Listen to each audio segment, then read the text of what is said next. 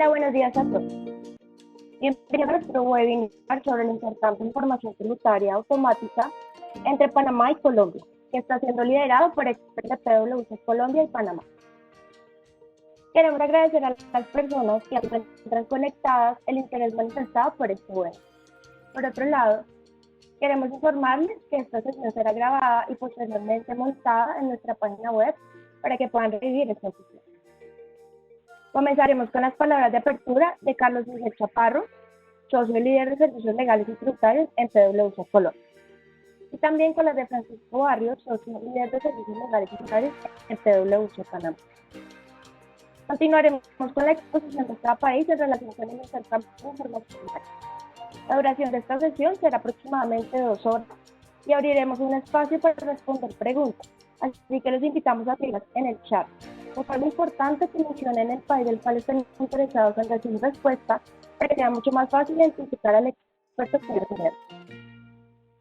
Para cada país les invitamos a seguir las diapositivas que se proyectarán en la pantalla desde su móvil o computador. Nuevamente, en nombre de PricewaterhouseCoopers, le damos la bienvenida a todos los participantes que se encuentran conectados el día de hoy. Adelante, Carlos Miguel. Gracias, Daniela. Buenos días a todos. Bienvenidos. Quiero comenzar por agradecer a los numerosos clientes, colegas y amigos que se han conectado en la mañana de hoy. Una muestra del interés que este tema suscita, tanto en Panamá como en Colombia, en la comunidad empresarial. Y pues, evidentemente, muy complacidos por tenerlos a todos acá. Quiero saludar igualmente a nuestros colegas de Panamá, a Francisco, Pedro, a nuestros colegas en Colombia que van a participar como presentadores, Erika Barrantes, Jorge Ropero, Juan Camilo Medina y Daniel León. ¿Cómo vamos a plantear la sesión el día de hoy? Vamos a tener 4 capítulos. Inicialmente, un pequeño conversatorio en el que participaremos Francisco y yo, en el que vamos a ofrecerles a todos un contexto sobre la importancia del intercambio de información en el contexto de Panamá y Colombia, qué pensamos que puede ser útil con respecto a este importantísimo paso que se ha dado, y naturalmente ofrecer algunas reflexiones iniciales sobre el tema. Recordemos que este tema, digamos que la semana pasada o antepasada, tuvo un gran impulso con el decreto 343 del 7 de julio que dictó el gobierno de Panamá y que autoriza ahora sí a Colombia como país elegible para tener un intercambio de información automático en materia financiera, y abro y cierro comillas, para fines fiscales, porque ese es el texto del decreto. Después de ese conversatorio, nuestro colega Pedro Anzola va a abordar el intercambio de información automático desde la perspectiva panameña. Y luego Daniel León, Juan Camilo Medina harán lo propio en lo que tiene que ver con Colombia. El cuarto capítulo, no menos importante, se va a referir al proceso de debida diligencia que las entidades reportantes deben cumplir a efectos de satisfacer los requisitos que ya se han establecido desde hace un tiempo en Colombia para la entrega de información de calidad a la DIAN, que es un tema de la mayor importancia. Como bien lo decía Daniela, en el chat les invitamos a todos a que formulen las preguntas que a bien tengan. Intentaremos contestarlas en tiempo real a medida que avanza la presentación. Bueno, el intercambio de información automática con Panamá es una antigua aspiración de Colombia. Es bien sabido que Colombia ha intentado por múltiples vías promover un mecanismo de efectivo intercambio de información con Panamá, y es de conocimiento público por qué. La Autoridad Tributaria Colombiana, la DIAN, ha estimado en alrededor de 20.000 millones de dólares el monto de los patrimonios que residentes fiscales en Colombia tienen en Panamá y que no han sido reportados y a veces no han sido materia de tributación en Colombia en las últimas décadas.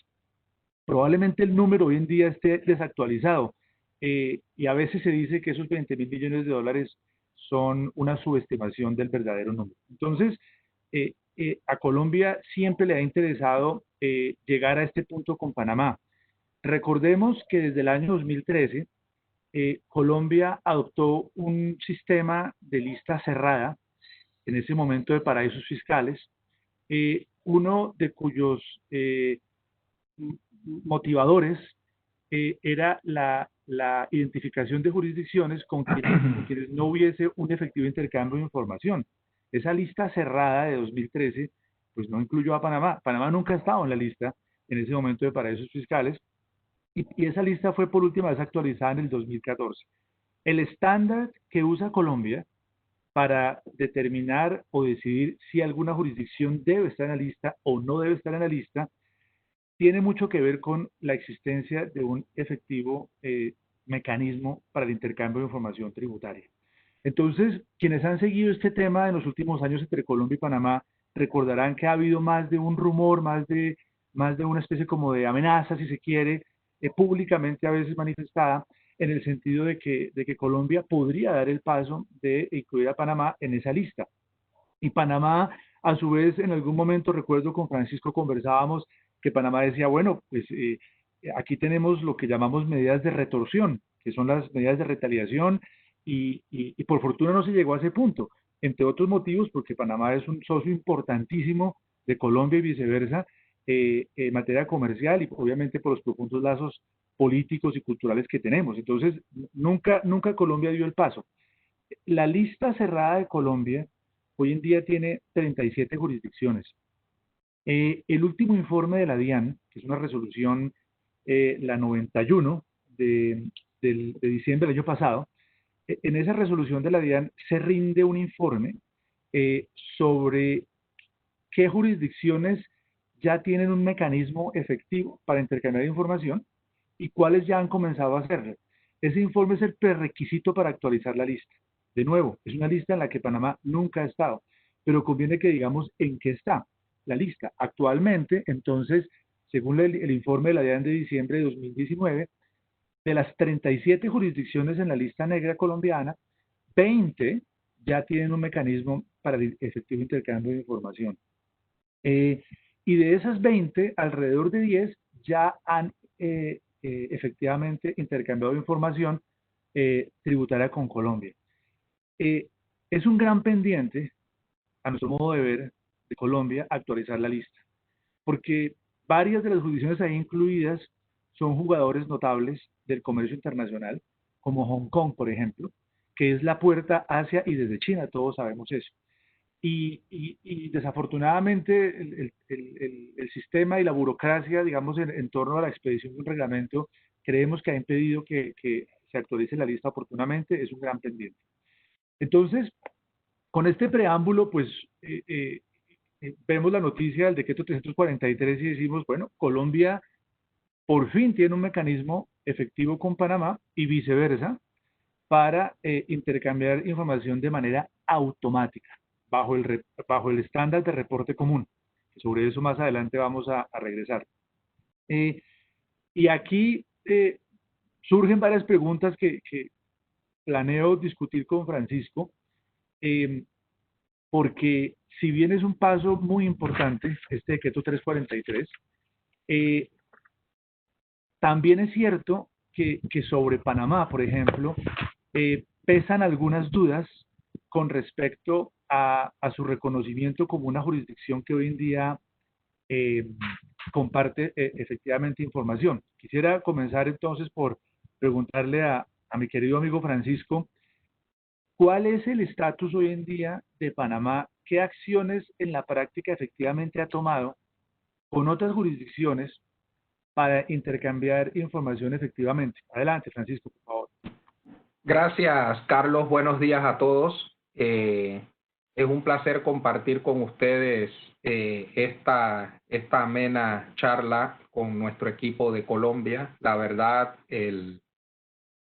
este anuncio del acuerdo de intercambio de información automática vino a traer muchas consideraciones en nuestro territorio. Y definitivamente, pues, podemos iniciar comentando que quizás esta es una de las de los elementos más importantes que ha estado planteando la autoridad actual en el sentido de tratar de liberar el peso que tiene Panamá en torno a las diversas jurisdicciones que, más que nada en Europa, han estado calificando a Panamá como un país que no coopera y que no entrega información. A manera de antecedentes, también es importante considerar que el país comienza en esta dinámica de intercambio de información cuando decide en el año 2010 inicia este proceso de firma de acuerdos para aliviar la doble tributación con cláusulas de intercambio de información, y es así como el país toma como una primera ruta la firma de estos acuerdos. En América, pues vigentes al día de hoy tenemos México y Barbados, y de una u otra forma los principales señalamientos derivados de estos acuerdos es que el intercambio de la información no fluía en el ritmo que se esperaba, y luego, como el resto de los jugadores en el mundo, y más que nada en el Foro Global sobre Transparencia e Intercambio de Información, se plantea pues estas limitaciones que tiene Panamá y surge el instrumento de intercambio automático de información.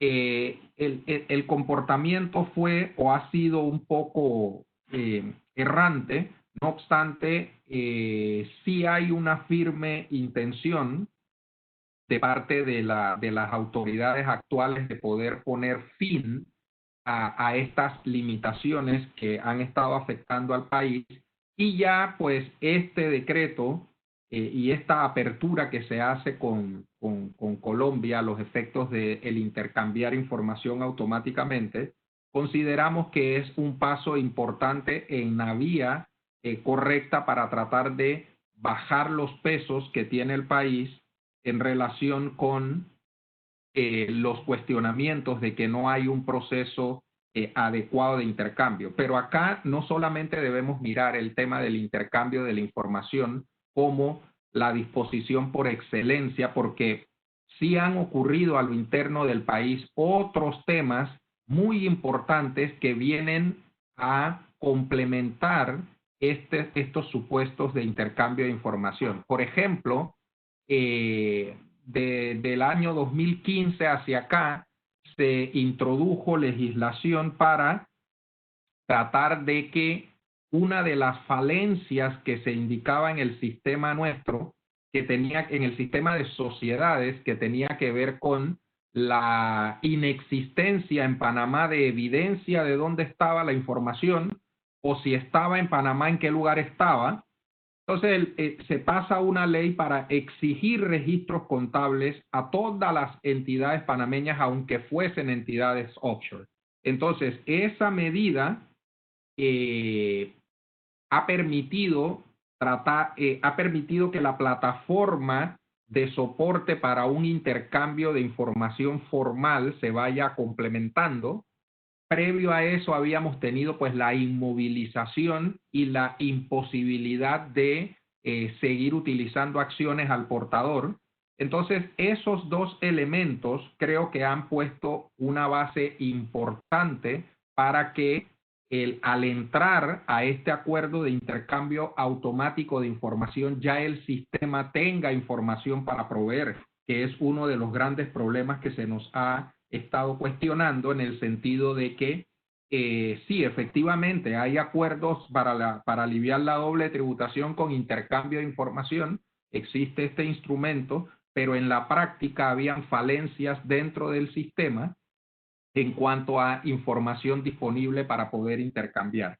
Yo pensaría entonces, Carlos, que estos tres elementos son los que describen de una manera muy sucinta cómo ha sido el movimiento de Panamá de cara a entrar a la formalidad del intercambio de información, porque no debemos perder de vista algo muy importante. El principio o el objeto primario que tiene Panamá de cara a la entrada en estos procesos, muy probablemente, bueno, no muy probablemente, difiere en gran medida con el principio que planteaba Carlos, en el sentido de que podrían haber en Panamá flujos no declarados de nacionales colombianos que tienen la obligación de incluirlos o de declararlos en Colombia. En el caso de Panamá, al tener un sistema meramente territorial, podríamos llegar a pensar nosotros que el objeto del tributo no tendría mucha razón de ser, pero en realidad lo que persigue el país es mucho más complejo que el tributo, porque en la medida en que sea reconocido cabalmente como una jurisdicción que cumple acuerdos, que aporta información y que está dentro del engranaje de la transparencia internacional, hay beneficios complementarios para el país. Entonces creo que con esas anotaciones podemos movernos de vuelta a Colombia, Carlos. Gracias, Francisco. Sí, resolviste uno de los interrogantes que tenía y que pues se relaciona con el hecho de la utilidad para Panamá por la existencia de un mecanismo de esta naturaleza. Pensábamos simplemente desde el punto de vista tributario en que para Panamá no hay ningún beneficio porque tiene un sistema territorial de tributación, en tanto que Colombia pues es el gran interesado, como lo dije en los comentarios iniciales. Estuve leyendo el comunicado del Consejo Europeo del 7 de febrero de este año, en el que, como tú lo planteabas, se tocó el tema de la lista negra de la Unión Europea y ahí aparece Panamá. Y hay un comentario en las justificaciones que dice que Panamá aún no ha llegado al estándar de, a ver cómo dice exactamente, conforme en gran medida. Es un estándar conforme en gran medida con ciertos requisitos que se han planteado en el Foro Global de Transparencia. Y más adelante vi un comentario en torno, ya no a Panamá, sino genérico, en el sentido de que el Consejo Europeo va a seguir trabajando con las jurisdicciones que siguen en la lista para que se revisen esos sistemas de tributación que privilegian las rentas de fuente extranjera para no someterlas a tributación, que es el caso de Panamá. Como ese es un inmenso atractivo que históricamente ha existido en Panamá, el hecho de solo grabar las rentas de fuente territorial, ¿piensas tú que sobre eso hay algún cambio, alguna perspectiva, algún plan en el gobierno para modificar ese sistema? Mira, casualmente en fecha reciente nosotros tuvimos una visita de expertos creo que era el Fondo Monetario Internacional, donde repasaban de vuelta algunos elementos del sistema en el interés, pues, de hacer algún tipo de recomendaciones. Y, como bien indicas, siempre que un organismo internacional hace recomendaciones respecto del sistema panameño, una de las que aparece en la línea número 1 comúnmente es por qué un sistema territorial y no un sistema de renta mundial. El debate es interesante porque la producción y la generación de ingresos, y siendo Panamá un país receptor de inversión y no un país exportador de inversión, siempre la discusión se centra en, bueno, pero ¿cuál es el requisito o cuál es el objeto de nosotros tener esta renta si la fiscalización de la producción panameña efectivamente se basa en una tributación territorial? A lo cual los elementos que siempre plantean los expertos es, bueno, lo que ocurre es que en el país existen muchos flujos de dinero, muchos activos depositados y demás, y probablemente eso no se identifica en los países de origen.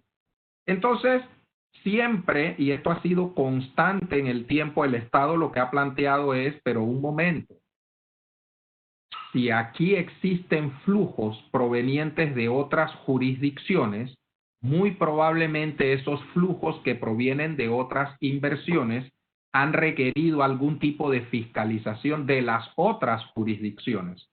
Entonces se ha mantenido en ese espacio el tema. Yo te tengo que reconocer que igual venga la entidad evaluadora o el asesor internacional que el Estado busque, siempre va a estar sobre el tapete el principio de la renta mundial. Lo cierto es que solo en un movimiento un poco extraño y que para efectos prácticos en el mercado panameño ha sido mejor olvidarlo, hubo 2 días de la historia donde tuvimos renta mundial, algo absurdo porque ocurrió en un par de minutos en una ley que no tenía nada que ver con el tema, pero bueno, se introdujo, pero inmediatamente eso fue abolido. Yo no he escuchado, ni se ha comentado, ni se ha planteado formalmente a nivel de la Asamblea un principio o un cambio en nuestro principio de tributación. Y yo debería reconocer que no deberíamos tener en el corto plazo, incluso en el mediano plazo, un cambio hacia ese régimen, porque al final del día creo que el objeto primario que debe buscar nuestro sistema tributario es fiscalizar mejor la operativa local en vez de destinar recursos de fiscalización para revisar asuntos extranjeros. Entonces, creo que en esa línea de pensamiento nosotros vamos a mantenernos todavía en los próximos años sin un abordaje formal a un cambio a renta mundial. Muchas gracias, Francisco. Vamos entonces a entrar en materia con un comentario preliminar de parte de Juan Camilo en relación con el Common Standard del reporte común, y luego abordaremos la mecánica del decreto y del sistema de intercambio efectivo desde la perspectiva panameña y colombiana. Como mencionaba, tenemos un capítulo no menos importante al final, que habla del proceso de debida diligencia que deben cumplir las entidades reportantes, y que estará a cargo de nuestros colegas de Advisory.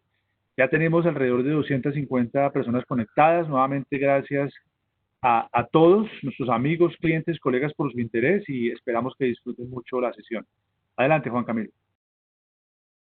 Perdón, todos ustedes tenían el micrófono apagado. Entonces, como lo mencionaba Francisco, buenos días a todos, como lo mencionaba Francisco, como lo mencionaba Carlos Miguel, tanto el criterio de la fuente como el criterio de residencia, en este momento se están quedando cortos para determinar cómo debe tributar un residente de un estado o cómo se debe tributar.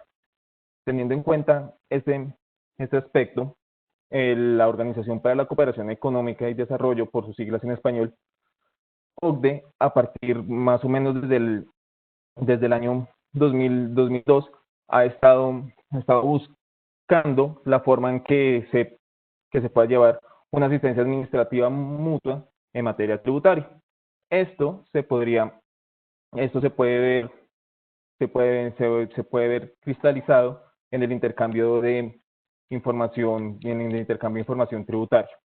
En este sentido, se creó la Convención de Estrasburgo, la cual fue ratificada a través de la Ley 1661/2013 por parte de Colombia. Es importante tener en cuenta que en principio todo este tipo de cooperación, todo este tipo de intercambio de información no tenía dientes, no tenía forma en que se fuera coercitiva para los estados y para los contribuyentes obligados a hacer el reporte de información, sino hasta la creación de la ley FATCA en Estados Unidos y su réplica para el resto de los países del mundo a través del Common Reporting Standard. En este sentido, a partir del año 2014, los países del G20 adoptaron este reporte, que es un reporte único para hacer el intercambio de información, lo cual busca que, en primer lugar, se tenga un reporte común, unas guías comunes para hacer el intercambio de información, para que todos sepan qué es lo que se va, cuál es la información que se va a transferir, en qué momento se debe intercambiar esta información, y también para crear requisitos, para crear ciertos requisitos y ciertas circunstancias que darán tranquilidad a los contribuyentes respecto de su información, y más este tipo de información que es información financiera, tanto de seguridad en la información, de protección de la privacidad y de otros aspectos relacionados con la seguridad, para evitar que se fugue esta información y que se pueda hacer de público conocimiento para darle una utilización diferente al tributario. En este sentido, por lo menos desde la perspectiva colombiana, nosotros somos early adopters de esta resolución y de este intercambio de información, el cual ya llevamos aproximadamente más de 3 años haciendo este intercambio de información. Entonces ya hemos recibido información de varios países, ya hemos enviado información a varios países. El intercambio de información en todo el mundo consiste en que las entidades financieras que se encuentren obligadas a reportar hacen un reporte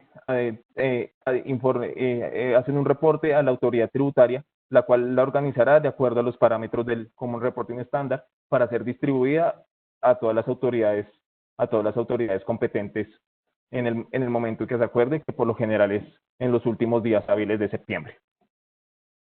Muchas gracias, Juan Camilo. Vamos a continuación con Panamá. Como lo mencionábamos, Pedro Anzola se va a encargar de esta parte de la presentación. Adelante, Pedro, por favor. Gracias, Carlos. Muy buenos días a todos.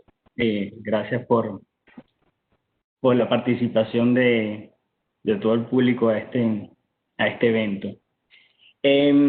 Bueno, ya con los preámbulos realizados por Francisco, Carlos y Juan Camilo, lo que quisiera pues indicar es que Panamá ya es signataria del MCAA, ¿no? Que es el acuerdo marco que estaba haciendo referencia Juan Camilo hace unos minutos, y que si bien actualmente Panamá y Colombia no tienen un acuerdo bilateral para intercambiar información, y hubo en su momento pues varios intentos de que ambos países suscribieran un convenio para evitar la doble imposición con cláusula de información, pero pues eso no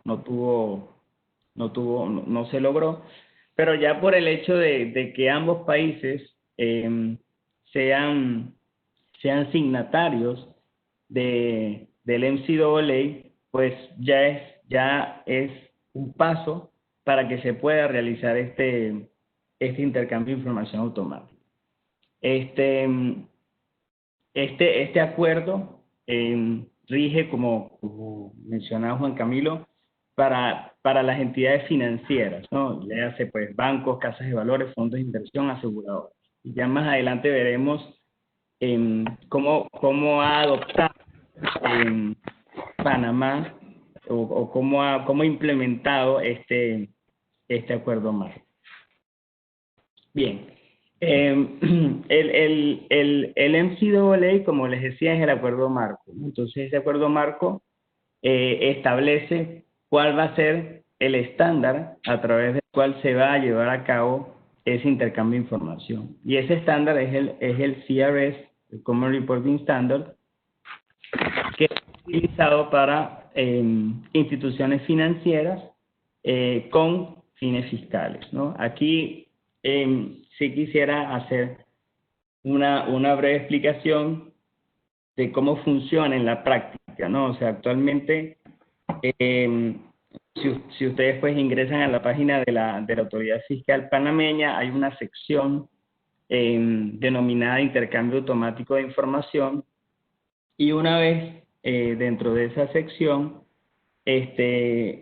la institución financiera se debe registrar para entonces poder tener acceso a el formulario, que pues son varias páginas que deben ser completadas con la información que veremos más adelante que debe ser reportada, y todo se hace en línea, ¿no? A través de la página de la autoridad fiscal, y una vez, pues, digamos, completados esos formularios, esa información ya queda entonces en los registros de la autoridad fiscal panameña, para que posteriormente la autoridad panameña la comparta, pues, con las autoridades fiscales correspondientes.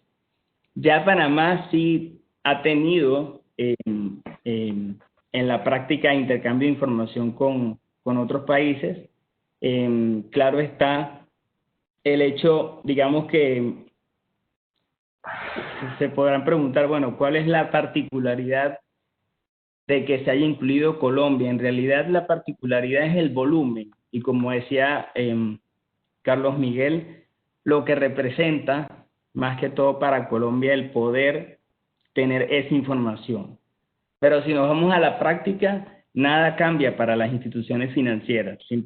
Nada cambia en el sentido de que la obligación sigue siendo la misma, ¿no? Solo que pues ahora tienen también que informar respecto a la información, valga la redundancia, de los nacionales colombianos. Pero no es que exista una particularidad por el hecho de que se haya incluido Colombia como jurisdicción reportable. Es más que todo el impacto por el volumen que eso representa.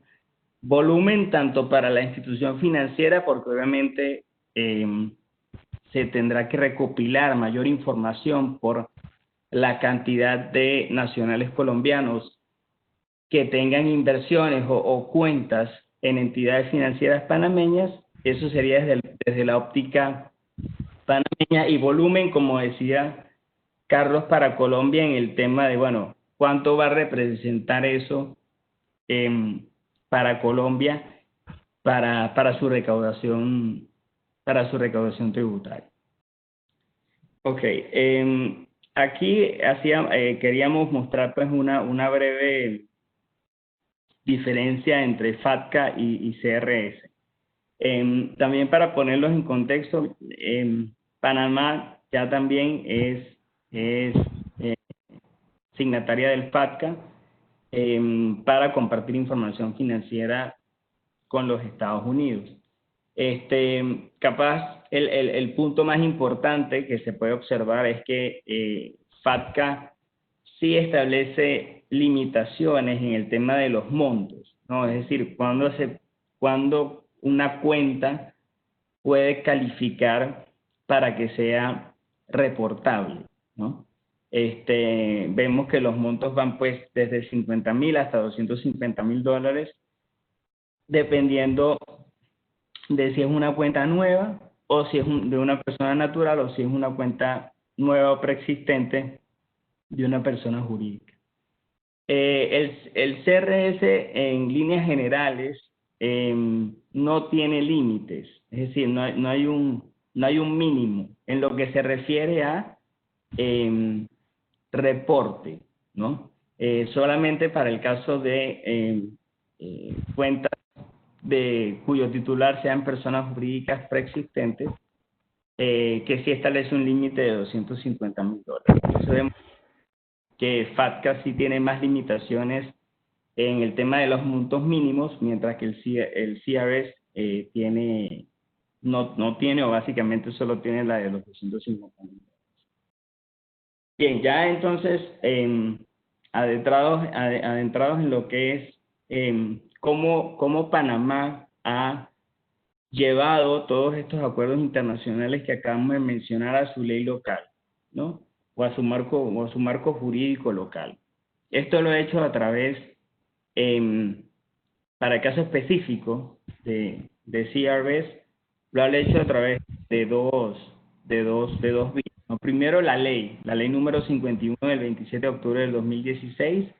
Esa es la ley que es, digamos, la base para poder llevar a cabo el intercambio de información automático y a requerimiento, ya que esa ley también cubre ambos tipos de intercambios de información. básicamente esa ley establece el marco, ¿no? El marco jurídico para que las instituciones financieras pues estén al tanto de quiénes entran como entidad financiera reportable, quiénes no entran y cuál es la información que se debe presentar. Posteriormente, al año siguiente, se promulga el decreto ejecutivo número 124 del 12 de mayo de 2017, que básicamente lo que busca es reglamentar esa ley 51 a la cual acabo de hacer referencia. En este reglamento ya entramos más en definiciones, ¿no? Que veremos más adelante, de, por ejemplo, cuando una entidad financiera no es considerada reportable, cuáles son los diferentes tipos de cuentas que son consideradas no reportables y cuáles son los requisitos que se deben cumplir para que esas cuentas no sean consideradas reportables. Entonces, estos dos instrumentos, adicional, por supuesto, está el decreto 343 al cual hizo referencia Carlos al inicio, que es ese decreto es donde se incluye a Colombia como jurisdicción reportable. Entonces, digamos que esos tres instrumentos, la ley 51, el decreto 124 y el decreto 343, es el marco regulatorio que tenemos en Panamá. Claro está que es importante tener en cuenta que el decreto 343 es una actualización de un decreto anterior, porque el tema de la jurisdicción reportable es algo que Panamá va actualizando en el tiempo. Entonces eso no va a ser algo estático. Es muy probable que el año que viene se vuelva a actualizar esa lista y habrá jurisdicciones que entren y otras que salgan. Por lo tanto, sí es importante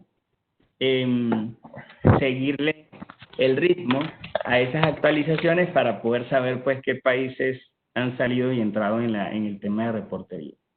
Adentrados entonces en qué debe entenderse por institución financiera sujeta a reportar. Primero, el concepto de institución financiera, ¿no? Institución financiera es toda institución de custodia, de depósito o una entidad de inversión o una compañía de seguros específica, ¿no? Eso es lo que te establece la ley de lo que es una institución financiera. Ahora bien, una vez tenemos el concepto de institución financiera, entonces tenemos que ver qué es una institución financiera panameña sujeta a reportar. Y aquí nos encontramos con dos tipos.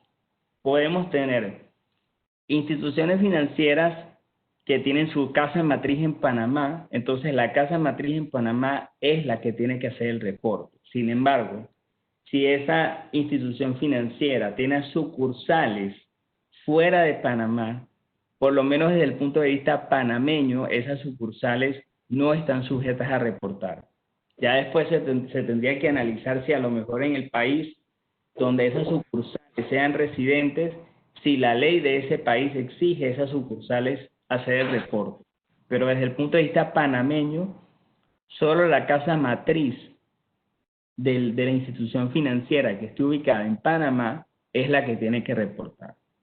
Esa sería una primera forma. La segunda es el otro lado de la moneda, es decir, puedo tener una institución financiera cuya casa matriz esté fuera de Panamá, pero que tiene sucursales en Panamá.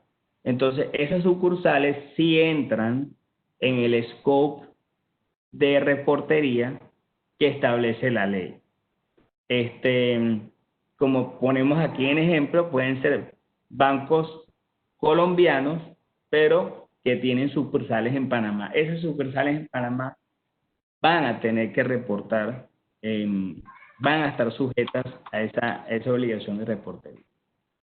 ¿Cuáles son las instituciones panameñas financieras no sujetas a reportar? Bien, ¿cuáles son las instituciones panameñas financieras no sujetas a reportar?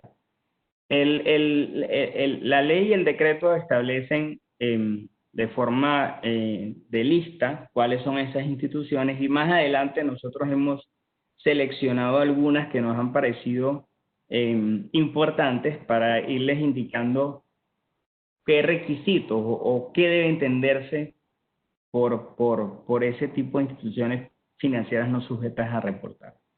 El listado pues abarca entidades gubernamentales, organizaciones internacionales o bancos centrales, fondos de jubilación, ya sea de participación amplia o limitada, eso veremos más adelante a qué nos estamos refiriendo, emisores de tarjetas de crédito, un vehículo de inversión colectiva y fideicomisos, ¿no? Siempre en la medida en que el fiduciario del fideicomiso sea una institución financiera sujeta a reportar y reporte toda la información que debe ser reportada. Es decir, que si yo tengo un fideicomiso donde ya por lo general el fiduciario es una institución financiera, entonces ya la institución financiera está reportando, con lo cual el fideicomiso per se no tiene obligación de hacer el reporte. Vamos a entrar ahora aquí en algunos, como les dije, algunos vehículos que entendemos que pueden ser bastante comunes, que puedan pues existir nacionales colombianos que tengan alguno de estos vehículos en Panamá, para poder explicarles entonces qué requisitos deben cumplir esos vehículos para no ser considerados reportables. Recuerden, antes de entrar a eso, sí quiero aclarar que en Panamá la obligación de reportar podrá parecer obvio, pero sí lo quiero recalcar, es de la institución financiera. Es decir, a lo que quiero llegar con esto es, la institución financiera en realidad es la que tiene que hacer su análisis de si las cuentas o los vehículos que ellos tienen que ser reportados o no. No es la persona natural, el inversor o el cuentaviente, el titular de la cuenta, no es el que tiene la obligación de reportar. En Panamá, obviamente ya en Colombia veremos cuáles son las consecuencias. Pero a lo que quiero llegar con esto es que, como a las multas que aplicará Panamá serán aplicadas sobre las instituciones financieras, por lo general las instituciones financieras van a querer siempre reportar de más, ¿no? ¿Para qué? Para no caer en alguna infracción que le conlleve a multas. Con lo cual creo que una recomendación es que siempre se estén en constante comunicación con la institución financiera de Panamá, para de esa forma estar al tanto de cómo lo están viendo ellos. Si lo están viendo como una cuenta reportable, y si en este caso pues el titular de la cuenta considera que no califica, pues ya es algo que se tendría que manejar directamente con la institución financiera, porque como les digo, la responsabilidad recae sobre ellos y la multa va a recaer sobre ellos. Entonces, eso sí es bien importante que lo tengan en cuenta. Vemos aquí entonces fondos de jubilación de participación amplia, ¿no? Entonces, ¿qué son los fondos de jubilación de participación amplia? Básicamente lo que nos dice el decreto es que son aquellos fondos establecidos en Panamá que buscan proporcionar beneficios, ya sea de jubilación, incapacidad, fallecimiento o cualquier combinación de los antes dichos, a favor de beneficiarios que sean empleados actuales o que hayan sido empleados de alguna empresa, ¿no? Sin embargo, ese sería, digamos, el concepto general. Ahora bien, ¿cómo califica un fondo de jubilación de participación amplia para que no esté sujeto a reportar? Entonces, el decreto nos establece los siguientes requisitos. El primero es que no puede existir un beneficiario único con derecho a más del 5% de los activos del fondo. Ese sería el primer requisito. El segundo requisito es que el fondo tiene que estar sujeto a regulación gubernamental y por lo tanto pues cumplir con todos los estándares de supervisión que se establecen en Panamá.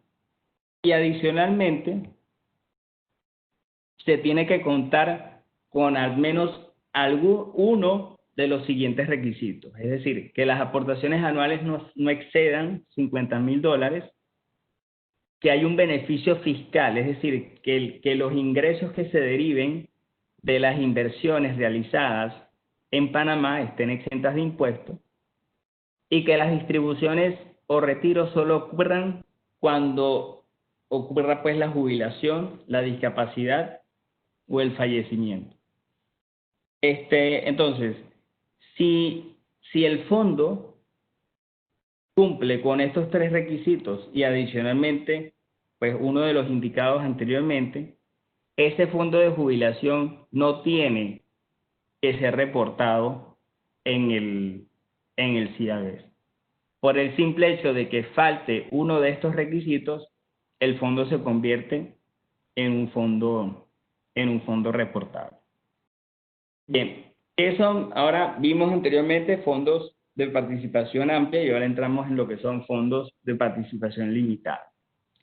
El concepto es el mismo que vimos anteriormente, es decir, son fondos establecidos en Panamá que buscan otorgar un beneficio en caso de jubilación, de discapacidad o fallecimiento, y también aplica tanto para empleados actuales como para empleados antiguos. Sin embargo, aquí los requisitos sí distan de los vistos anteriormente. Para que sea considerado no reportable, el fondo tiene que tener menos de 50 participantes. Adicionalmente, el patrocinador del fondo, es decir, el empleador, tienen que ser sujetos que no califican como entidades no financieras reportables. ¿Okay? Adicionalmente, las aportaciones deben estar limitadas al ingreso que devenga el empleado y a la compensación que recibe. Los participantes que no sean residentes en Panamá no pueden tener una participación mayor al 20% en los activos del fondo. Y al igual que el anterior, el fondo tiene que estar sujeto a la supervisión del ente regulador ubicado en Panamá. Nuevamente, la falta de alguno de estos requisitos lo convierte en reportable. Vuelvo y les reitero, este análisis lo hace la propia institución, porque quién mejor que ellos mismos conocen cuál es el producto que están ofertando a sus clientes. Pero sí es importante que también los titulares de estos fondos también estén anuentes de cuándo un fondo puede, ya sea amplio o limitado, califica para que no sea reportable de cara al cierre. El siguiente vehículo es el denominado vehículo de inversión colectiva. Entonces, ¿cuándo es considerado que este vehículo de inversión colectiva no es sujeto de reporte? Entonces, en primer lugar, este vehículo de inversión tiene que estar regulado, ¿no? Tiene que estar regulado en este caso, por lo general, estos tipos de vehículos son las bancas privadas que ofrecen ese tipo de productos para poder invertir en acciones, en bolsa, etcétera, ¿no? Entonces, es importante que este instrumento, este vehículo de inversión, esté regulado, y adicionalmente, las personas que sean pues los titulares de esos vehículos no sean considerados como personas reportables. Como mencionó Francisco, al inicio en Panamá se eliminó el tema de las emisiones de las acciones al portador. ¿Por qué traigo eso a colación? Porque pueden haber existido vehículos de inversión colectiva que en su momento, antes de que entrara a regir esta ley, hayan emitido acciones al portador.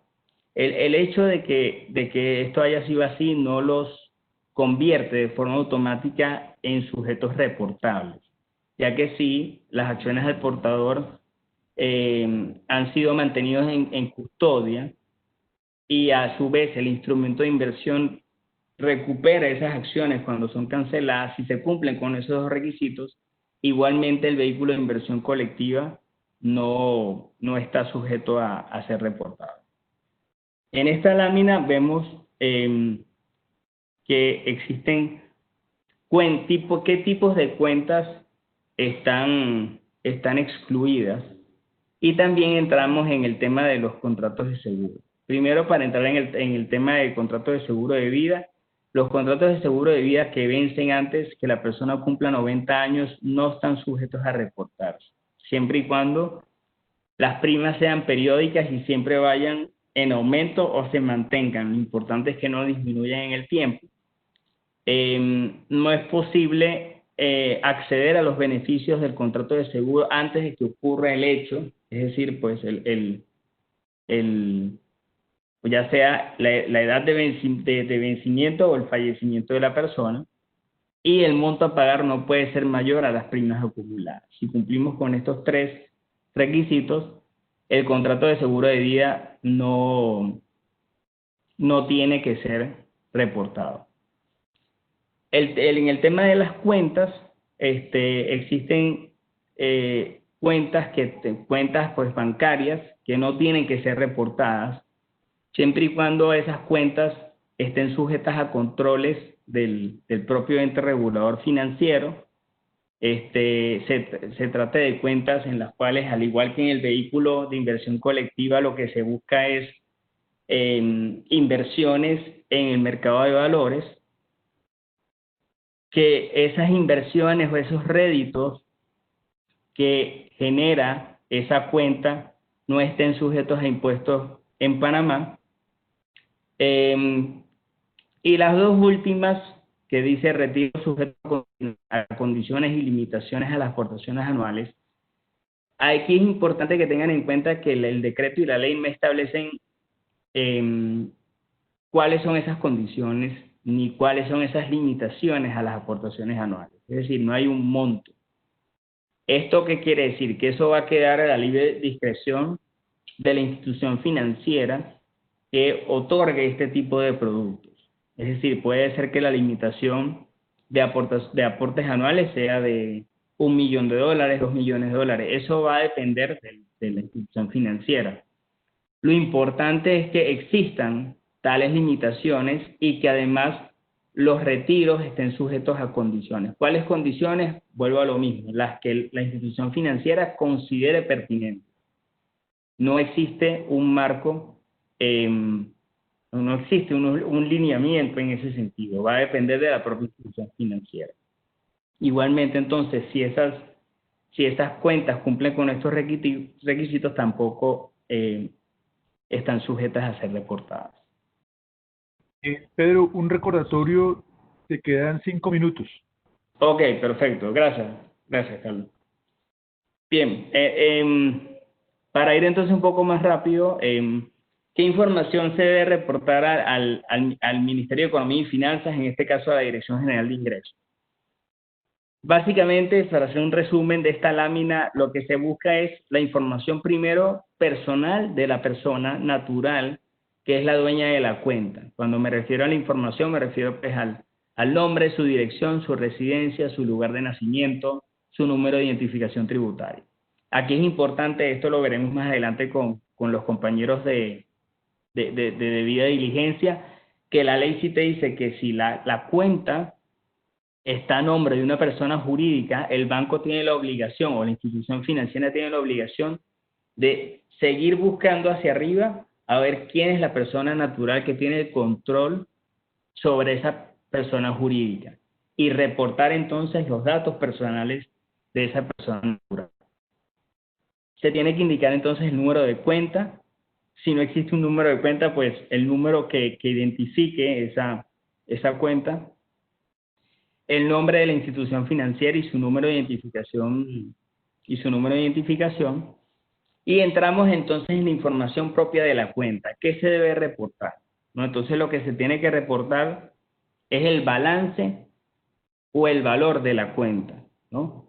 Si por ejemplo, y si es el caso de que la cuenta haya sido cerrada, entonces se tiene que presentar el valor de la cuenta a la fecha hasta o sea, al último día en el cual esa cuenta estuvo abierta.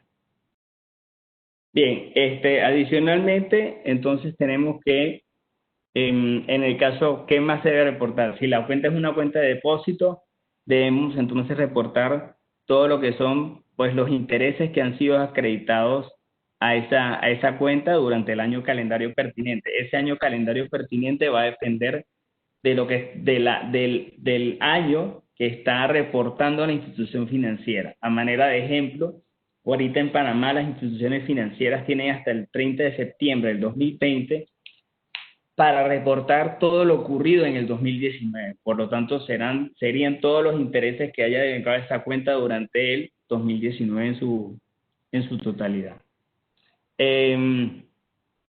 Si son cuentas en custodia, se tiene que reportar también, pues, todo lo que son intereses, dividendos y demás ingresos que haya generado la cuenta durante el año calendario. Y básicamente ese es el contexto, ¿no? Es todo ingreso que haya recibido, todo el movimiento de ingresos que haya recibido la cuenta tiene que ser reportado para efectos del intercambio de información. Ya para cerrar entonces, solo pues indicarles que, como les decía al inicio, tanto la ley como el decreto establecen que es una jurisdicción reportable, y es ahí donde se le dan las herramientas al órgano ejecutivo para emitir estos decretos que les digo que se actualizan de forma periódica, para incluir estas jurisdicciones. Por lo tanto, si el país no está en este listado, no existe obligación de reportar. Puede haber casos en los cuales hayan estado y luego salen. Tenemos un caso bastante curioso que fue el caso de Costa Rica, que estaba incluido dentro de los países reportables, pero con este decreto 343, donde se incluye Colombia, pues se saca Costa Rica. Las razones detrás de eso, pues eso sí ya es algo más político, de negociaciones entre los países, por lo tanto es algo que escapa del conocimiento de si tiene algún tipo de razón de ser, ya sea jurídica o fiscal. Bueno, este es el decreto 343 que ya se hizo, al cual ya se le hizo referencia. Como les decía, este decreto establece que las instituciones financieras tienen hasta el 30 de septiembre de este año para reportar. Importante que aclarar que esto era hasta el 31 de julio. Sin embargo, por el tema de la pandemia, no solo se aprovechó para actualizar el listado de jurisdicciones reportables, sino que adicionalmente se le otorga un plazo adicional a las instituciones financieras para que el reporte se haga al 30 de septiembre del 2020. Bien, aquí quería tocar el tema de las multas, que como les decía, ya para cerrar Panamá, era importante que estuvieran en mente de que estas multas recaen sobre la institución financiera y pues son montos pues relativamente altos, que pueden empezar desde $5,000 hasta $50,000, dependiendo un poco de la infracción, ¿no? Por eso entonces vuelvo para cerrar, pues indicar la importancia que esta es una obligación de las instituciones financieras en Panamá. Por lo tanto, la persona natural realmente aquí en Panamá, el residente colombiano, ¿no?, que tenga cuentas aquí en Panamá, no va a ser el sujeto obligado en Panamá. Y por eso les decía que lo que vemos en la práctica es que las instituciones financieras buscan reportar casi todo, por no decir todo, para de esa forma no entrar en un tipo de sanción, ya que pueden, como ven en la primera, solo por el hecho de entregar menos de la información que se le solicite, ya entras en una multa de $10,000 a $15,000, ¿no? Entonces, por lo general lo que buscan es entregar todo y de esa forma evitarse esas multas. Bueno, eso sería por parte de Panamá. Ya estaríamos viendo las preguntas más adelante. Muchas gracias a todos. Pedro, muchas gracias. Quisiera aprovechar unos minutos rápidamente contigo para llegar a algunas conclusiones.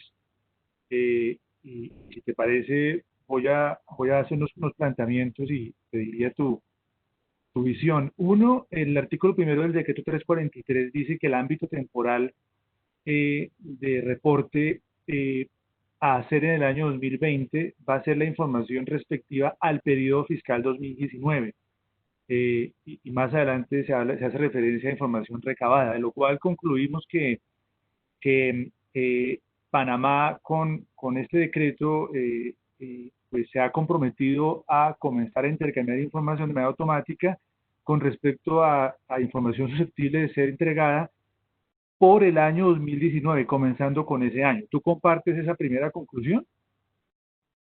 Sí, así es, Carlos. Es solo para el 2019. Muy bien. La segunda conclusión a la que he llegado escuchándote es que, pues en definitiva, no hay un límite cuantitativo. Las cuentas bancarias que residentes fiscales colombianos tengan en Panamá, por ejemplo, con independencia de su cuantía, serán reportadas con el importe que tengan al cierre del año o el importe que hubiesen tenido en el momento de su cancelación durante el año 2019. Eso teniendo en cuenta que no hay límite cuantitativo. El único límite cuantitativo que escuché de tu presentación tiene que ver con personas jurídicas alrededor de $150,000. Sería bueno que nos ayudaras a entender si esta conclusión es acertada o cómo la podemos precisar mejor. Sí, Carlos, es así, no, o sea, no, el único límite cuantitativo es para aquellas cuentas de personas jurídicas que no excedan de $250,000. Entonces, esas cuentas no están sujetas a ser reportadas. De resto, todo lo demás es reportable. Capaz el tema sí hay una limitación, pero se refiere ya es al tema de la debida diligencia, es decir, si la cuenta no excede de $50,000, el banco no va a estar obligado a hacer el tema de KYC. Si es superior a $50,000, sí está obligado, pero eso, como te digo, ya es otra cosa aparte. Igualmente, sí tienen que ser reportadas, aunque el monto sea inferior a $50,000. Muy bien. El último comentario que quisiera hacer es el siguiente. Debido al COVID-19, entiendo que el decreto ha concedido un plazo especial para las entidades financieras panameñas sujetas a reportar, de forma tal que el plazo máximo va a ser 30 de septiembre, aunque tradicionalmente es el 31 de julio. Entonces, al 30 de septiembre se va a proceder a entregar la información de manera automática que cumpla todos esos estándares que hemos dicho en materia de saldos, cuentas, activos elegibles, etcétera. ¿Qué sigue después de eso? Si eso es conocido, ¿cuál es la mecánica en la que, digamos, en términos de tiempo, qué sigue para la Dirección General de Ingresos en Panamá? ¿Cuándo lo va a entregar? ¿Lo va a ordenar? ¿Lo va a organizar? Primera pregunta. Y segunda para ti, y la última, quisiera entender si en Panamá existe la práctica digamos, normativa que obligue a la Dirección General de Ingresos a notificar a aquellos que van a ser reportados que van a ser reportados. Es decir, hay un sector de la doctrina internacional que defiende que los contribuyentes que van a ser objeto de reporte pues deben ser notificados de que van a ser reportados a otra jurisdicción, por obvias razones. Quisiera obtener tus comentarios sobre ese punto también, por favor. Ok, respecto al primer punto, una vez entonces digamos, se cumple el plazo del 30 de septiembre, ya la DGI cuenta con la información y en principio esa información, te digo en principio porque pues sí nos tocaría pues ver en la práctica cómo se está haciendo, pero en principio la DGI estaría en la obligación de reportarla de forma inmediata a la autoridad colombiana, porque no hay que esperar nada más, porque al ser automático no tenemos que esperar que la DIAN se la pida, a la autoridad fiscal panameña. El segundo punto, no, actualmente no existen esos mecanismos, es decir, la autoridad fiscal no está obligada a informarle a la persona que ella va a ser reportada. Eso actualmente no existe.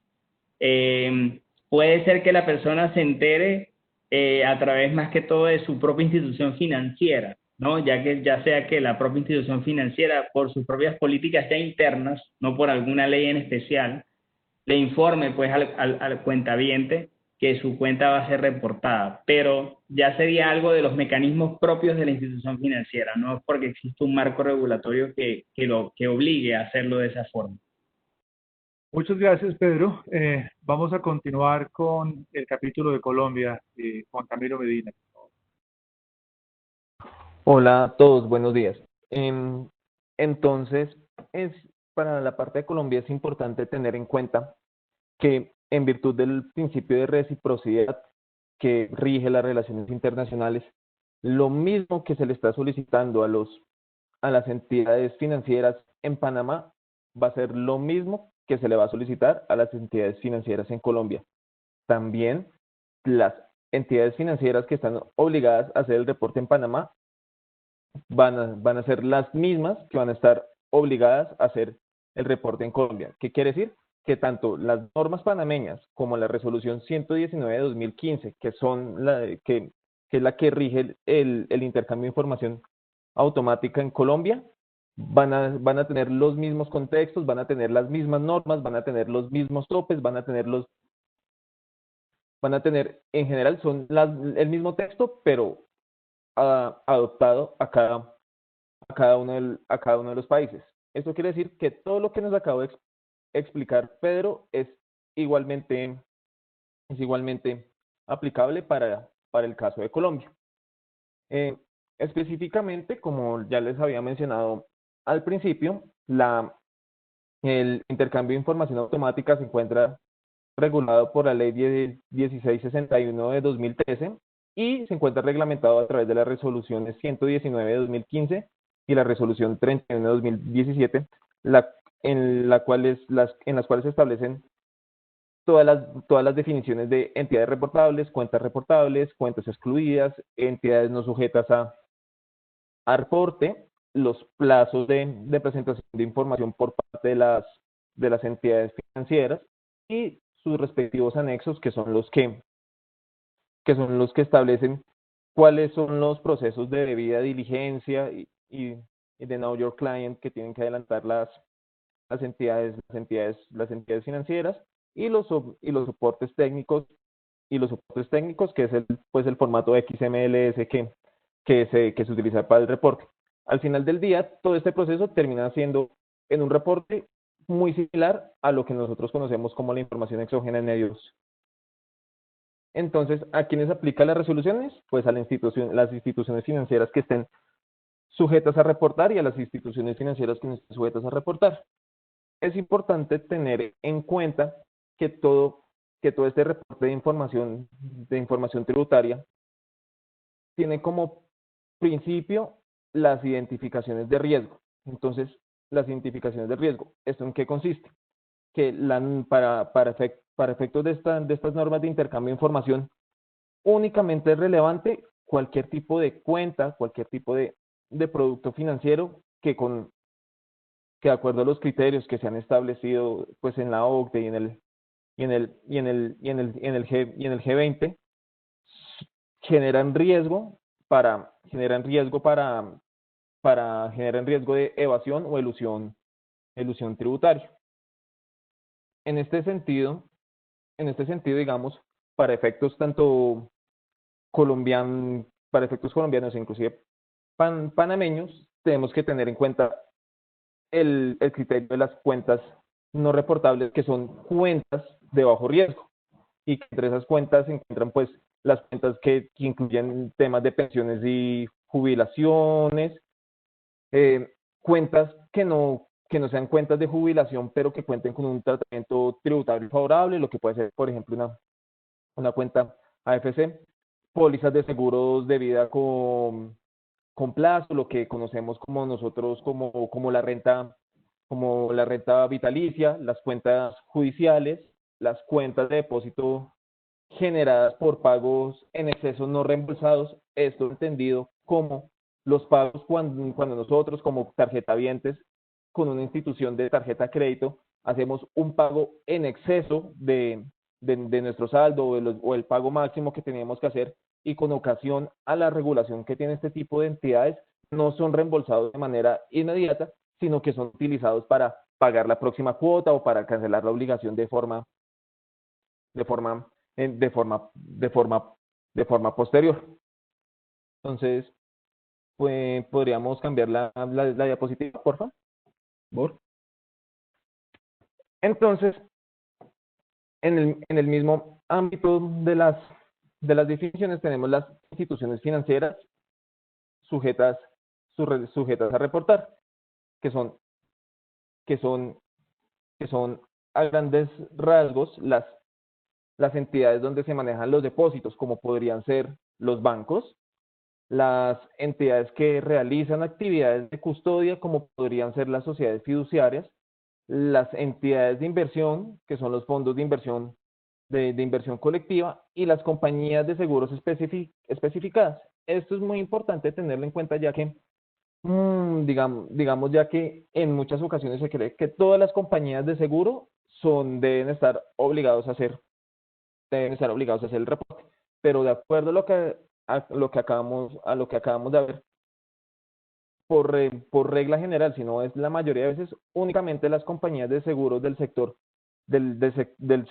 seguros de vida y en los cuales por lo general contienen un componente de ahorro en sus productos, son los que tienen que hacer el reporte. Podemos cambiar la diapositiva, por favor.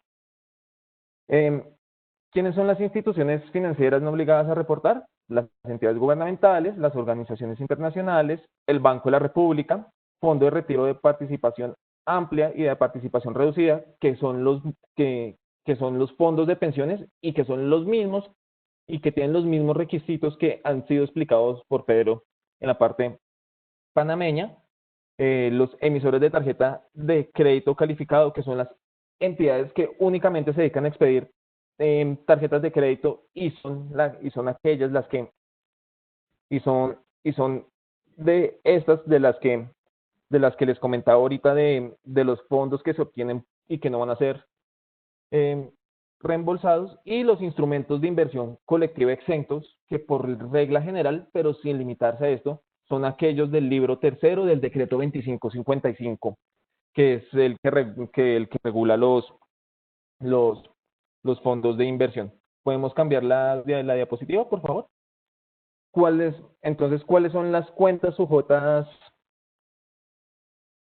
a reporte? Entonces, estas de conformidad, estas se van a determinar de acuerdo al procedimiento de debida diligencia que nos van a explicar a continuación Jorge y Alejandra, y son las de aquellas que son poseídas por cuentas habientes que sean personas reportables. Estas son personas naturales que no son residentes fiscales en Colombia. Y también en el caso de las personas jurídicas, que son las entidades no financieras pasivas, que a través de este procedimiento de debida diligencia se puede determinar que están controladas por personas reportables, y se entiende por las personas controlantes a las personas que directa o indirectamente posean más del 25% del capital de una empresa que sea reportable. Todos estos tipos de procedimientos se debe terminar a través de los procedimientos de debida diligencia. Entonces, digamos, para como lo mencionaban Francisco, Carlos Miguel y Pedro, digamos, la información que Colombia pueda transmitir a Panamá, pues para Panamá no va a tener un efecto relevante más allá de los efectos políticos y económicos que puedan generar ser una jurisdicción cooperante, pero toda la información que nos venga de Panamá va a tener incidencia para efectos tributarios en Colombia. Primero, digamos lo más importante y lo que ha hecho énfasis y lo que se han visto en los diferentes cortes de prensa en donde entrevistan al director de impuestos y aduanas nacionales, es que el intercambio de información con Panamá llegó a buen tiempo porque este año va a ser, según lo que dicen, pero no es, yo creo que lo van a volver a repetir, el último año donde se va a hacer la normalización tributaria. ¿Esto qué quiere decir? La Dirección de Impuestos y Aduanas Nacionales en Colombia tiene la facultad de analizar toda la información que proviene de Panamá y con ocasión a esto, que va a ser algo que se va a explicar en la siguiente diapositiva, adelantar diferentes procesos de fiscalización, tanto para también para, dependiendo de las cuantías que tengan los activos que sean omitidos, en este caso las cuentas o los productos financieros que están localizados en Panamá, junto con la Fiscalía, iniciar la acción penal la acción penal por el delito de omisión de activos.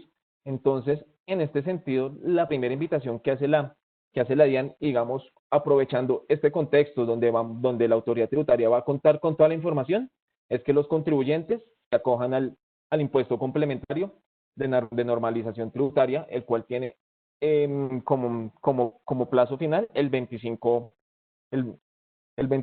de septiembre, y el cual tiene una tarifa del 15% sobre los activos que son revelados en esta declaración, y esta revelación no va a tener efectos en la renta por comparación patrimonial, no va a tener tampoco efectos sancionatorios ante el Banco de la República, y se podrían estar salvaguardando en temas de una eventual acción penal. Adicionalmente, esto también podría tener efectos en el impuesto al patrimonio, ya que, teniendo en cuenta que las personas naturales en Colombia, que se rigen por el criterio de fuente mundial, tanto en la obtención de ingresos como en los aspectos patrimoniales, deben incluir en esta declaración tanto los activos y los poseídos en Colombia como los activos poseídos en el exterior. Entonces, también con base en esta información obtenida de Panamá, la autoridad tributaria podría adelantar procesos de fiscalización y aumentar la base gravable del impuesto al patrimonio por estos activos no declarados en esta declaración. También para los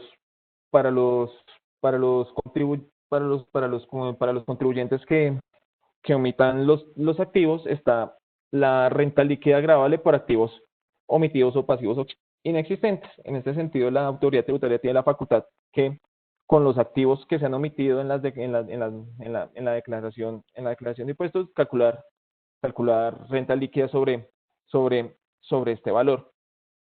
Inclusive, también podría dar lugar a la sanción por inexactitud del artículo 641 del Estatuto Tributario, la cual, para el caso de la omisión de activos, se aumenta del 100%, que es la sanción habitual en este caso, al 200%. Entonces, como podemos ver, la autoridad tributaria con este intercambio de información está agarrando fuerza, está agarrando todos los elementos probatorios que le podrían servir para sus procesos de fiscalización.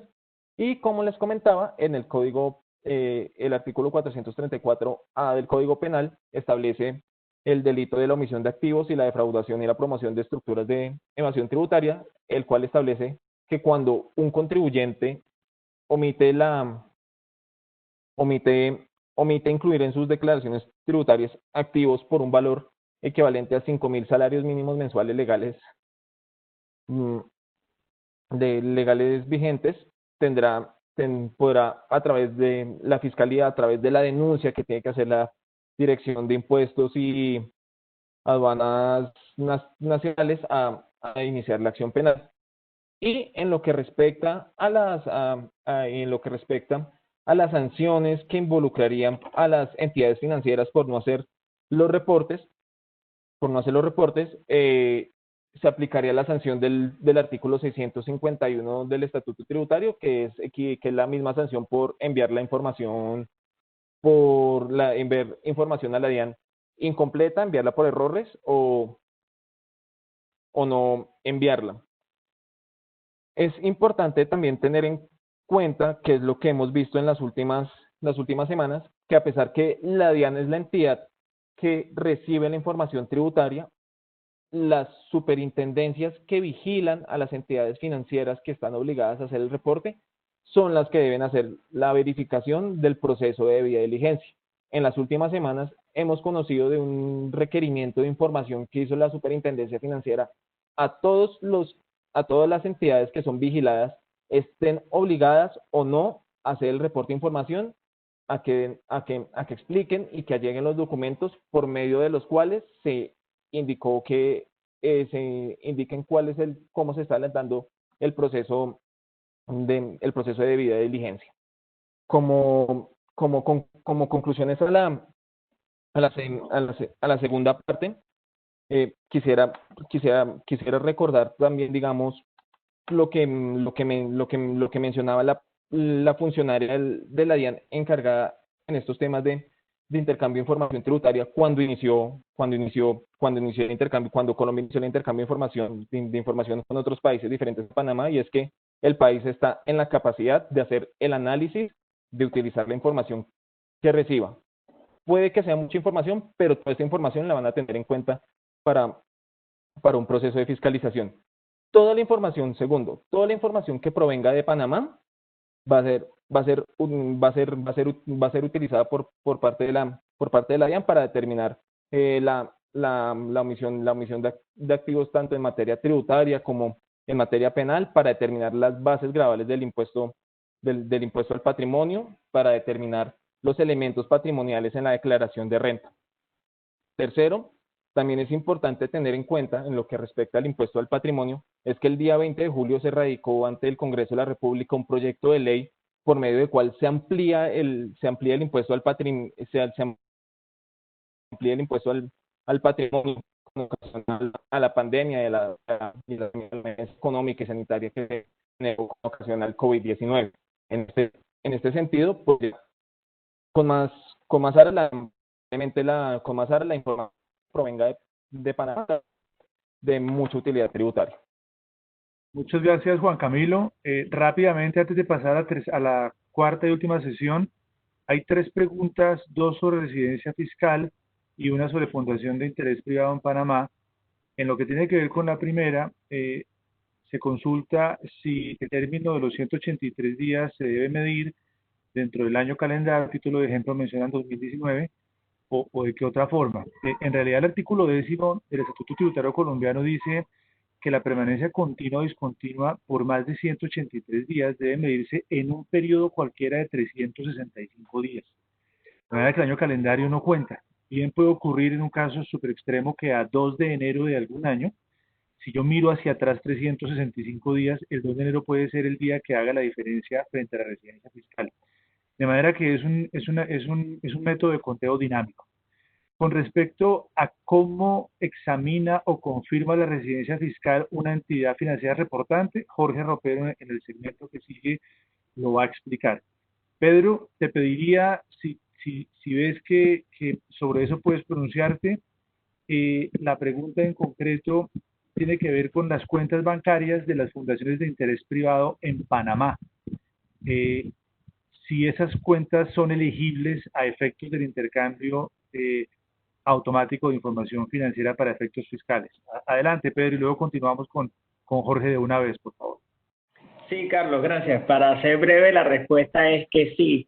Sin embargo, como comenté, esto funciona igual que una persona jurídica, en el sentido de que el banco va a tener, o la institución financiera, que ver, en este caso, quién es el beneficiario de la fundación, o en su defecto, pues el fundador. O sea, hay que llegar a la persona natural de esa fundación, ya sea como beneficiario o como fundador, y esa sería entonces la persona que sería reportable. Pero la respuesta a tu pregunta es que sí, que no hay ninguna excepción para el caso de fundaciones de interés privado. Muchas gracias, Pedro.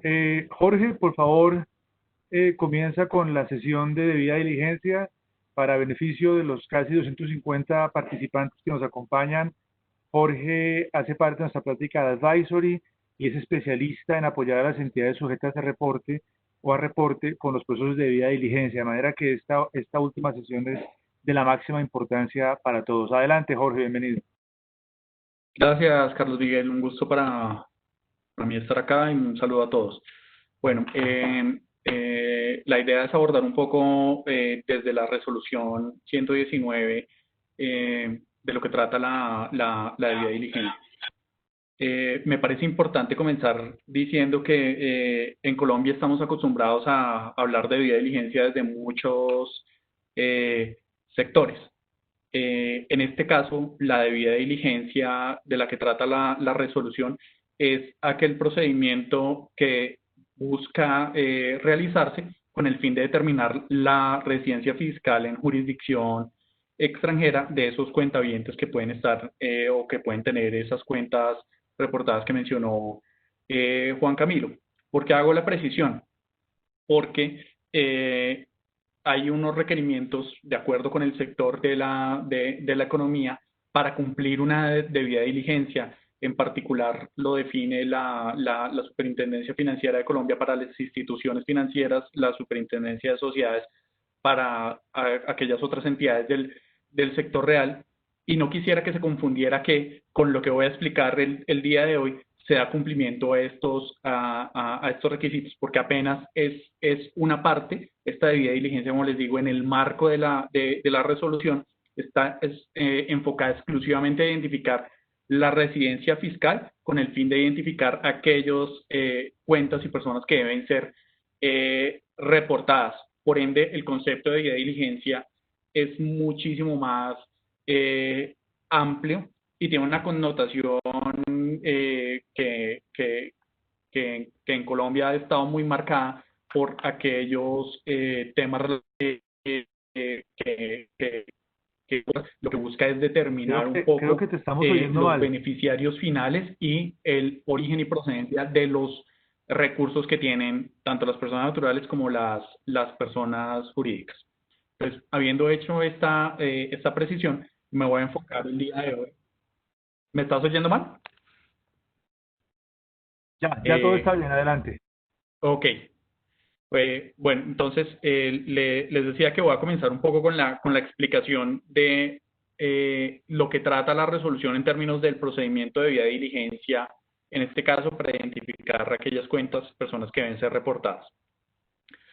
Lo primero es que ustedes ven en esta pantalla el flujo que nosotros sugerimos se debería correr en una primera etapa para finalizar con el reporte. Y vamos a comenzar con las cuentas preexistentes, porque un poco el flujo sobre las cuentas nuevas debería tener otra lógica y ya les voy a explicar de qué se trata esto. Como esto es de alguna forma nuevo para algunas entidades, tenemos que partir de las cuentas preexistentes, ¿sí? En donde tenemos que partir cuentas que fueron definidas en la resolución y que Juan Camilo nos presentó hace un par de slides.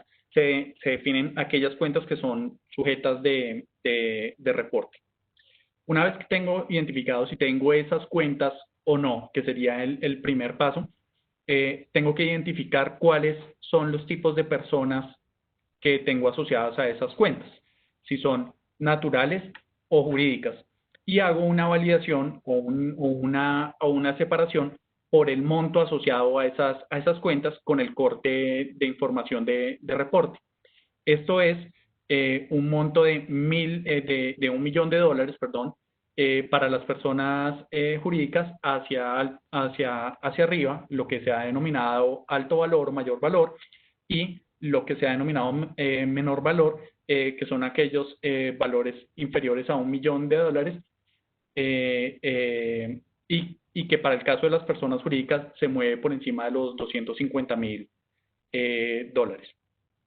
Es necesario organizar estas personas, tanto naturales como jurídicas, por la jurisdicción, es decir, por el país de origen, e identificar el tipo de entidad. Esto es, si es una entidad que no sea una institución financiera activa o que sea una entidad no financiera pasiva.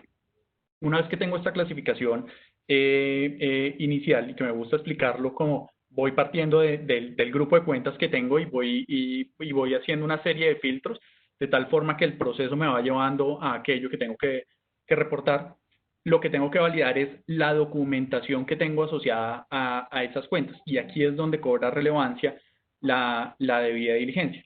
Porque, de acuerdo con los procedimientos mínimos de validación de información, vemos aquí unos campos que definitivamente, al menos lo que pide la regulación colombiana, es información que deberían tener las instituciones financieras sobre sus clientes.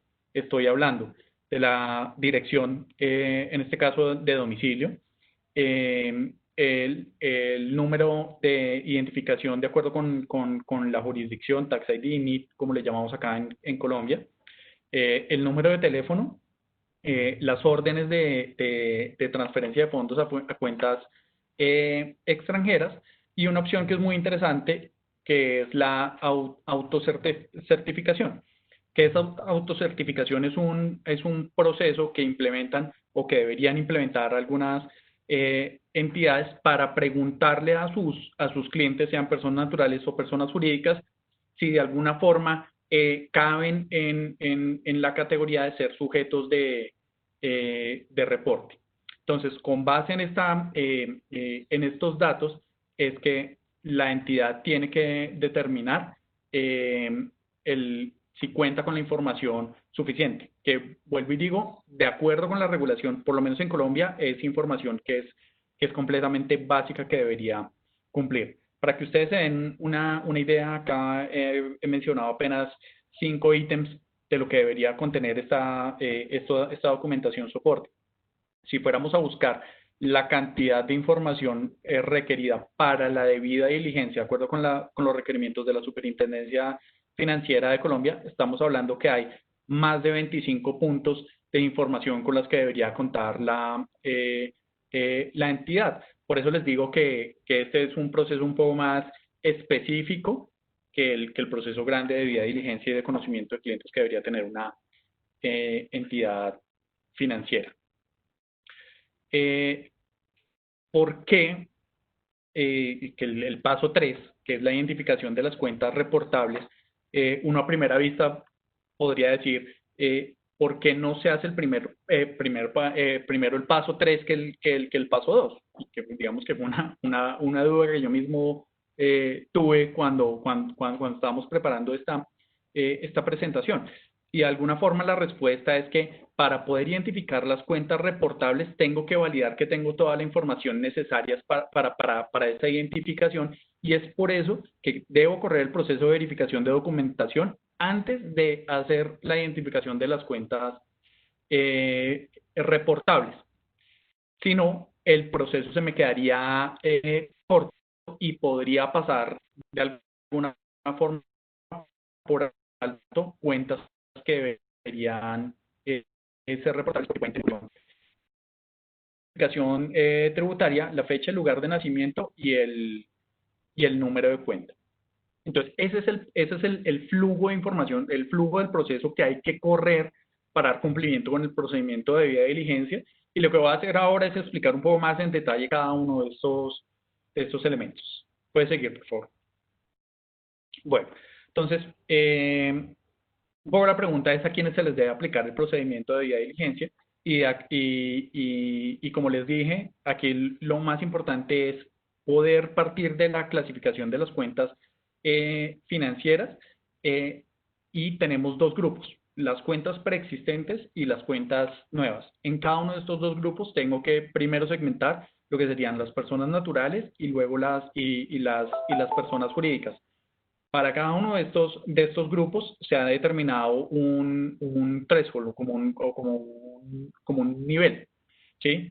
Para determinar aquellas que son de menor valor o de alto valor, que como les mencioné hace un momento, para el caso de las personas naturales, ese monto está por el $1.000.000. Por el lado de las personas jurídicas, el monto parte de los $250.000 hacia arriba. ¿Cuál es el objetivo una vez que hemos hecho esta identificación? Validar la documentación soporte que se tiene. Es importante retomar acá un poco algo que dice la resolución, en el sentido que las entidades deben apoyarse en el procedimiento de debida diligencia requerido por la superintendencia correspondiente, en este caso la superintendencia financiera, y esto implica el conocimiento no solamente de las personas jurídicas, sino también el conocimiento de los beneficiarios finales, que para el caso colombiano corresponde a las personas naturales que tengan una participación igual o superior al 5%, para el caso de las entidades jurídicas, y para el marco de las personas del sector real, este nivel ha sido definido en el 25% beneficiarios finales.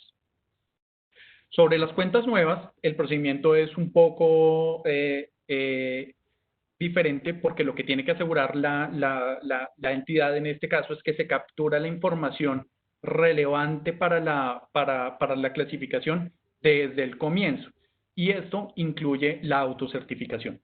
En este caso, la resolución parte que la autocertificación es una declaración que está haciendo el cuentaviente, en el cual determina o hace unas preguntas necesarias para determinar su residencia fiscal, y esto le ayuda bastante a la entidad para determinar si es necesario reportar o no. Ok, acá vamos a recorrer un poco cuáles son algunos ejemplos de la documentación que contiene el paso de irme detrás de la evidencia documental que debo tener como parte de mi proceso de debida diligencia normal de conocimiento de clientes, y por el otro lado, qué información se incluye en la autocertificación, para que nos demos cuenta un poco cómo lo que busca es obtener la información para determinar si se debe reportar o no. Entonces, por el lado de la evidencia documental, ¿qué tenemos? El certificado de residencia expedido por un ente gubernamental autorizado de la jurisdicción. El documento de identificación válido emitido por un ente gubernamental autorizado, en el que se incluye el nombre de la persona natural. La documentación oficial emitida por el ente gubernamental autorizado, que incluye el nombre, la razón social de la entidad, el domicilio, la oficina principal donde fue constituido. Ese documento aquí en Colombia le llamamos certificado de existencia y representación legal, donde está esta información, y pues parte de esta información también está en el registro único tributario que llamamos acá RUT. Incluirían la información necesaria para determinar la residencia fiscal, y como les digo, es determinante para identificar qué se debe reportar, ¿no? Por el lado de la autocertificación, son documentos que es información un poco que aporta la persona natural o jurídica que está diligenciando la certificación, que incluye el nombre completo o la razón social, la dirección completa del domicilio en este caso, los países o las jurisdicciones de residencia fiscal, y mire que en este caso la pregunta es puntual, le está diciendo, dígame dónde tiene usted residencia fiscal. El número de identificación fiscal de cada país o jurisdicción donde tiene residencia fiscal, la fecha y lugar de nacimiento, la firma o confirmación o ratificación expresa del contenido de la misma. También es muy importante que se proporcione cualquier tipo de información que sea relevante en el cambio de esta información. estas digamos que son algunas consideraciones finales o adicionales en relación a la debida diligencia que tiene que ver con lo que se tiene que reportar. Entonces, lo primero que hay que decir es que se deben implementar procedimientos de actualización que aseguren que la identificación de cualquier cambio en las circunstancias de una cuenta. En Colombia, la regulación exige que mínimo esta actualización de información se dé anualmente. Segundo, para las cuentas que son preexistentes, en caso de no identificar uno o más indicios para identificar la residencia fiscal, se deberá tener la autocertificación o evidencia documental del cuentaviente. Entonces, para absolutamente todas las cuentas preexistentes, tengo que tener o la autocertificación o la evidencia documental que mencionábamos en el slide anterior, cuyo objetivo es determinar la residencia fiscal. Tercero, y este es un punto muy, muy relevante, y es que cuando no se consiga ni la autocertificación o la evidencia documental necesaria, se debe reportar ante la DIAN como una cuenta indocumentada. Es una clasificación importante, y esta clasificación, que es el punto 4, se debe reportar anualmente hasta que deje de ser indocumentada. Esto es, hasta que tenga la evidencia documental requerida o hasta que tenga la autocertificación. Entonces, sí o sí, las indocumentadas se van a tener que reportar siempre. La DIAN definió en la resolución un calendario de acuerdo con el último dígito del número de identificación tributaria, en el cual se debe hacer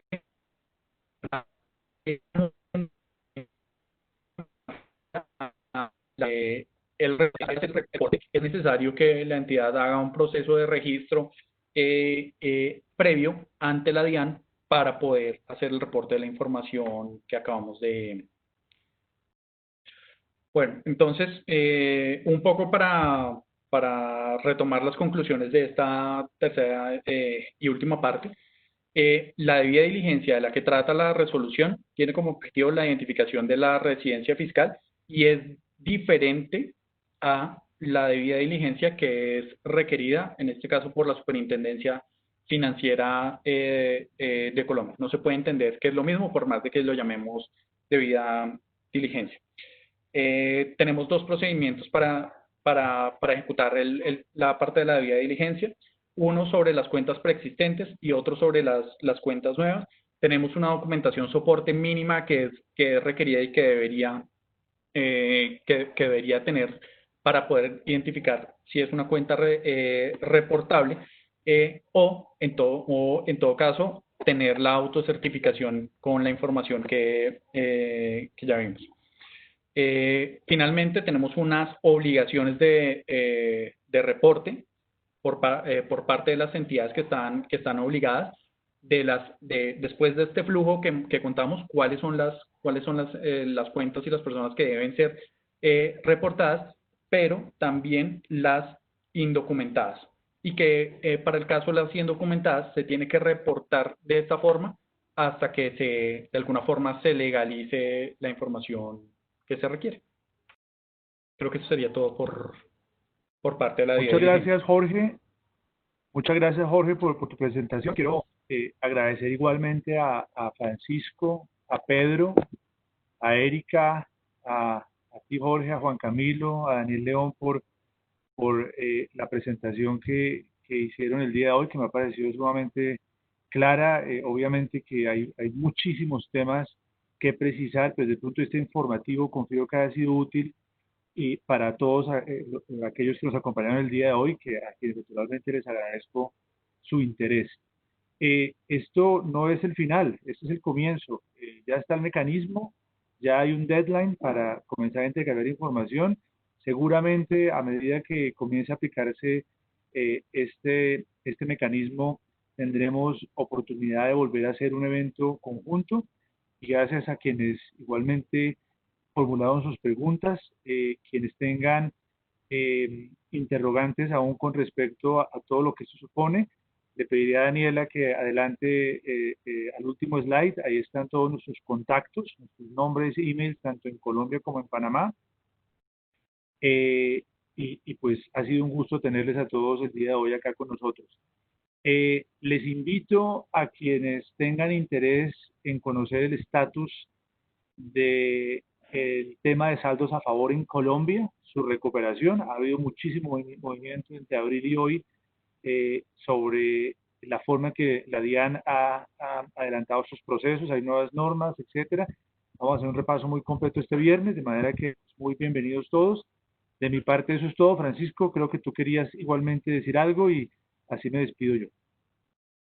Muchas gracias, Carlos. Como bien indicaste, esto es el inicio de una serie de actualizaciones y de informes que van a salir tanto del lado colombiano como del lado panameño, y nuestra intención es invitarlos a que nos mantengamos en contacto porque, como yo siempre comento, esto llegó para quedarse. Y siempre van a haber novedades que es bueno que estemos compartiendo, y me parece que esta es la mejor plataforma posible para intercambiar estas actualizaciones y mantenerlos a todos al día respecto de esta importante temática. Muchas gracias a todos. Carlos. Bueno, gracias Francisco. Y un solo comentario para todos. La presentación va a estar alojada en nuestra página, en nuestro sitio de internet, tanto en Panamá como como el sitio de Panamá, como el sitio de Colombia, Impuestos y Servicios Legales en línea. Próximamente recibirán un acceso para que puedan obtenerla, y ahí verán además que la página está completamente reconfigurada con un gran contenido académico, récord de webcast, etcétera, para que confío en que sea una fabulosa experiencia para todos poder consultarla y ver todo lo que hemos preparado y desarrollado para ustedes. Nuevamente gracias, y gracias a Clients and Markets, Daniela y Andrés, por todo el esfuerzo alrededor de este evento del día de hoy. Feliz día para todos. Así es, como dice Carlos Miguel, en un rato les haremos llegar en sus correos toda esta información, las memorias, el material que utilizamos el día de hoy y el link para que van a acceder a nuestra página de servicios legales y tributarios y encuentren a la vez este webinar. Muchas gracias a nuestros expertos por compartirnos su conocimiento y experiencia frente a este tema tan importante. Esperamos que esta sesión haya sido de gran provecho para ustedes. Y nuevamente a nuestros asistentes, muchas gracias por su participación. Hasta pronto.